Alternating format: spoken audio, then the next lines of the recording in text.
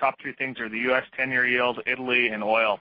Starting off with number one, the 10-year yield, which has been consistently in the top three. If you had to ask us about bond yields and bouncing, our conclusion is they won't. A 2.53% 10-year yield is only up about a beep since dropping 12 basis points last week. Currently down 51 basis points on the year to date. We've been, I guess, the non-consensus call here, and we think yields could go lower from here.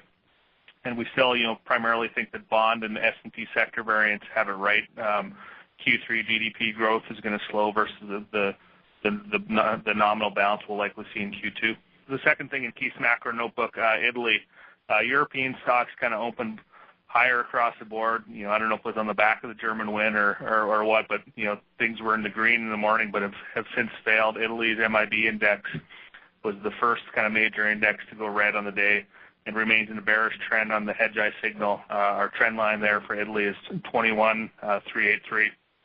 The third thing in Keith's macro notebook, oil. After a 3% down week last week, what oil does from here definitely matters for global consumption. The big headline risk today is out of Russia, and we'll get into that a little more.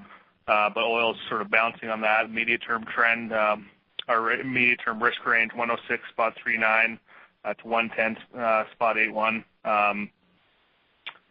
So those are sort of the key levels to watch for oil, and as it relates to consumption, definitely something to stay focused on. Those are the top three things in Keith's macro notebook this morning.